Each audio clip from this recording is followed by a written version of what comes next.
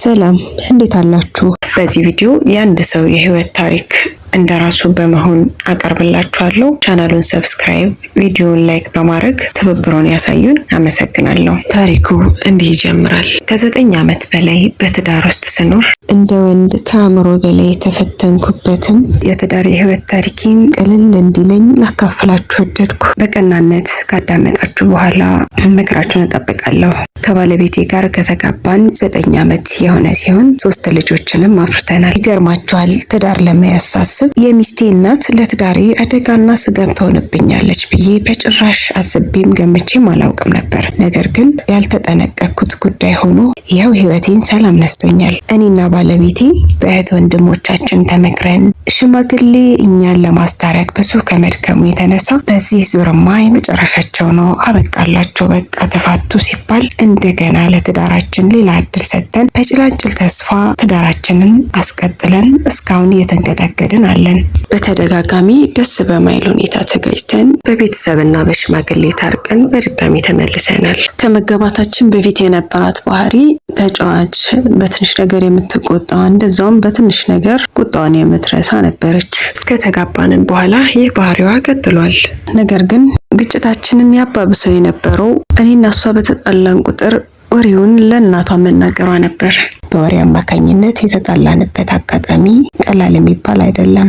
ወሬ በማቀበሏ ምክንያት በተጋባን ዓመት እንኳን ባልሞላ ጊዜ ውስጥ ይሆናል ከእናቷ ጋር አላስፈላጊና ድንበር ያለፈ ንግግር መነጋገር የጀመርነው። ያው እናቷም ለሷ ላፊ ከመንሰፍሰፍ ይሁን ትዳሩን እያስተካከለች እየመሰላት ይሁን አይታወቅም፣ በትዳራችን መሀል ጣልቃ መግባቷ በተደጋጋሚ የተከሰተ ነገር ነው። የሚገርመው ነገር ደግሞ ከእናቷ ጋር አውርተን ይበልጥ ይባባስ እንጂ የፈታነው ችግር የለም። ምክንያቱም ልጇን ደግፋና ወደ ልጇ መሰና ስለምታወራ እኔ ነገሩን ከማስተካከል ይልቅ እልህ ውስጥ እንደገባ ስለሚያደርገኝ ነው። ነገሩ ሲባባስ እሷም ትዕግስቱ የላትም። ቤቱን ጥላ ተነስታ ወደ እናቷ ቤት ትሄዳለች።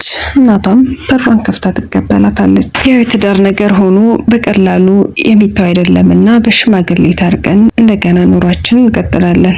የሚገርመው ከባለቤቴ ጋር የምንጨቃጨቅበት ርዕስ ጠፍቶ አያውቅም። ትዳሩን ማስቀጠል ሳይሆን መበተን እንደሚፈልግ ሰው ሁልጊዜ ጭቅጭቅ ነው ስራዋ። ባለቤቴ መልከኛና ቆንጆ ሴት ናት።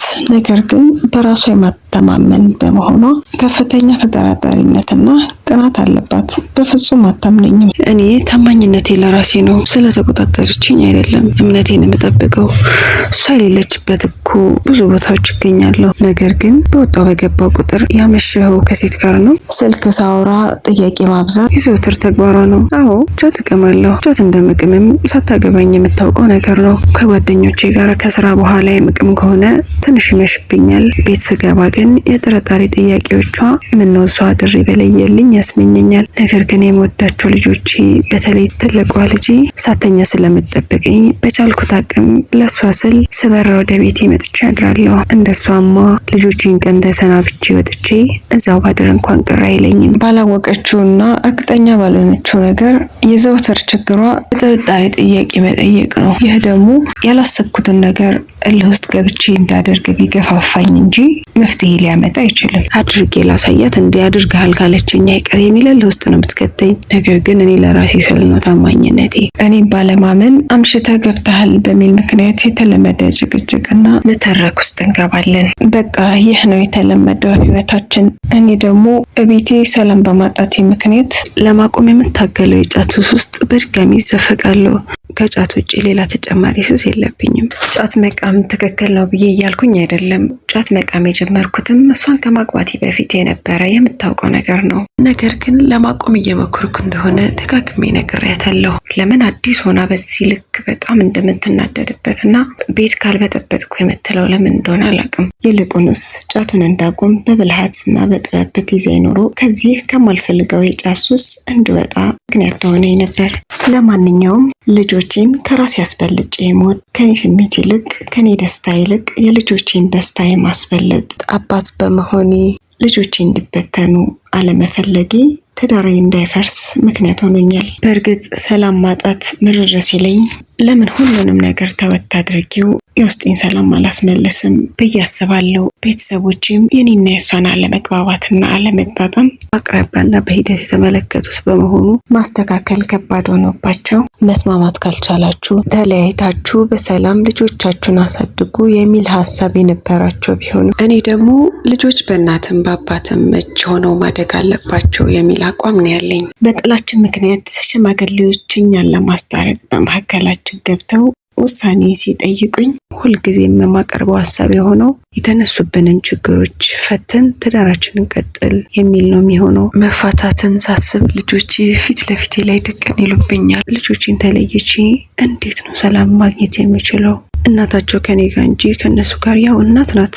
ልጆቹስ ምንም ባላጠፉት አባት ወይም እናታቸውን አጥተው ማደጋቸው ምንም ሰላም የሚሰጥ ነገር አይደለም። እኛ በፈጠርነው ችግር እኛ መፍትሄ ማምጣት ስላልቻልን እነሱ አእምሯቸው ተጎድቶ እንዲያድግ ማድረግ ውስጤ የማይቀበለው ነገር ነው። ከሚስቴ ድርጊቶች ደግሞ ልቀበለው የማልችለው ነገር ሴትነቷን የበላይ አድርጋ መኖር ነው የምትፈልገው። ስለ ራሷ እንጂ ስለ እኔ ስሜት መጎዳት አይደለም ንግግሯ ሁሉ። ይህንን ባህሪ ደግሞ ያመጣችው በልጅነቷ ከእናቷ ጋር ስታድግ እናቷ ቤቱን የማስተዳድረው እኔ ነኝ፣ የቤቱ ፈላጭ ቆራጭ እኔ ነኝ ስትል ባለቤቷ ይህንንማ ከማይ ብሎ የብቸኝነት ህይወትን መርጦ ቤቱን ለብቻዋ እንድታስተዳድረው ለቆ ከወጣ የከረመ ጉዳይ ነው። ይኸው የኔንም ህይወት እየበጠበጠ ያለው ይኸው የእናቷ ባህሪ ነው። በእኔ በኩል ትዳራችንን ለማዳን እንደ መፍትሄ ምክር ከመቀበል ጀምሮ ብዙ መንገድ ሞክሬያለሁ። በሃይማኖት ሕክምናም አድርገናል። ያው መልሶ እዛው ላይ ነው። በትንሽ በትልቁ ቤት ትታ ስትሄድ ለልጆቼ ስል ተቀብያታለሁ። ለልጅ ሲባል በዚህ ልክ ዋጋ ይከፈላል እንዴ?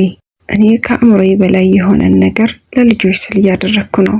በእርግጥ ልጆች ይገባቸዋል፣ ከዚህ በላይ ዋጋ ሊከፈልላቸው ይገባቸዋል። ራሴን ሙሉ በሙሉ ከጥፋት ነፃ እያደረግኩ አይደለም። ነገር ግን ሁለታችንም መሳት ሆነን አይሆንም። እኛ ትዳር ላይ እናቷ የፈጠረችብን ተጽዕኖ ቀላል የሚባል አይደለም። በምን መንገድ መሄድ እንዳለብኝ ግራ ገብቶኛል። ሚስቴ ከኔ ጋር መፋታት እንደማትፈልግ አውቃለሁ። ለዛም ነው የትዳር መታከም እንዳለበት ተሰምቶኝ መፍትሄ ለመፈለግ የምሯሯጠው። ሽማግሌ ተሰብስቦ ምክንያቱን ስትጠየቅ የሚረባ ምክንያት እንኳን አታነሳም። መሰረታዊ ነገር አጥፍቼባት እንኳን ከሆነ ስትጠየቅ እያንዳንዱም በዝርዝር አንስተው እንዲህ ብለው ሲጠይቋት ከባድ ጥፋት እንደሌለብኝና የምታነሳው ሁሌም የቤት ውስጥ ችግር ነው። በጣም ሀሳብ ውስጥ ገብቻለሁ። ታሪኬን ላካፈል የፈለግኩትም ምናልባት መፍትሄ ባገኝ ይሆን ብዬ ነው። በእርግጠኝነት የትዳሬ ጉዳይ ተስተካክሎ በሰላም የትዳር ህይወቴን እንደመመራ ተስፋ አደርጋለሁ። በቅንነት ለምትሰጡኝ ምክር አመሰግናለሁ። ታሪኩን ካነበብኩ በኋላ እንደ ቪዲዮ አቅራቢ ላንተ ለትዳርህ ይበጃሃል ያልኩትን አስተያየት በመስጠት ቪዲዮውን አጠናቅቃለሁ። ተግባራዊ በማድረግ ትዳርህን እንደምታስተካክል ተስፋ አደርጋለሁ። አመሰግናለሁ። በመጀመሪያ ደረጃ ትዳራችሁን ለማቃናት አንተ እንድታደርገው ከሚፈለጉ ነገሮች መሀል ትኩረትህን ከቤት ውጭ ካሉ አካላት ላይ አንስተህ ቤትህ ውስጥ ትዳርህ ውስጥ አድርግ። ሚስትህ ላይ ቤትህ ላይ ያለውን ነገር በትኩረት ተከታተል። እሷ ስትናገር ጆሮ ሰጥተህ አዳምጣት። የምትፈልገውን ነገር ወቅላት።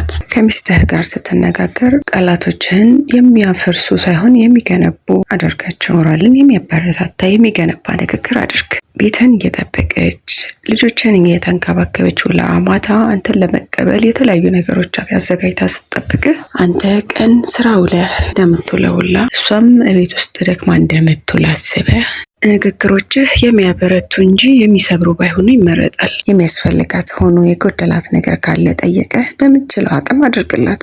ለውጧን ወቅላት። ፊቷ ላይ ፀጉሯ ላይ የሚታዩ ለውጦችን ንገራት። ካማረባት እንዳማረባት ንገራት። በምትችለው አቅም ራሷ በራሷ ፍላጎት የምታንቀሳቀሰው ገንዘብ እጇ ላይ ቢኖራት በትንሽ ነገር መጨነቅ እንድታቆም ያግዛታል። እሷ ያንተን ቤተሰቦች እንድታከብር የምትፈልግ ከሆነ ቤተሰቦቿን አክብርላት። ስለ ቤተሰቦቿ ስታወያየህ ጆሮ ሰጥተህ አዳምጣት። አቅሙ ካለህ የሚያስፈልጋቸውን ነገር እንደሷ ሆነ አድርግ። እሷ ልጆችን ለማሳደግ ቤት ስለተቀመጠችና ገንዘብ ስለሌላት ቤተሰቦቿን መርዳት አትፈልግም ማለት አይደለም።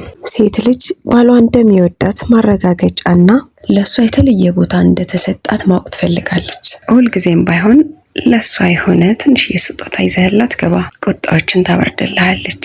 ከቤት ውጪ ጊዜ ለማሳለፍ ካንተ ጋር እንድታወራ ሁኔታዎችን አመቻችላት። ከጓደኞችህ ወይም ከቤተሰቦችህ ጋር ክብሯን ዝቅ ከሚያደርግ ነገር ተቆጠብ። ቤት ውስጥ ከልጅ ጋር ስትጫጫህ ውላ ልትሰለች ስለምችል አንተ ቤት ስትገባ ሁልጊዜ ሳቅና ጨዋታ አትጠብቅ። ትዳር መተጋገዝን ይፈልጋልና ቤት በምትሆንበት አጋጣሚ ልጆቹን በመያዝ እረፍት እንድታደርግ አግዛት። እነዚህን ነገሮች ከራስ ጋር ልምምድ በማድረግ ማስተካከያ መንገድ ይሆኑሃል ብዬ አስባለሁ። ቪዲዮውን እስከ መጨረሻው ስለተመለከታችሁ አመሰግናለሁ። መልካም ቆይታ።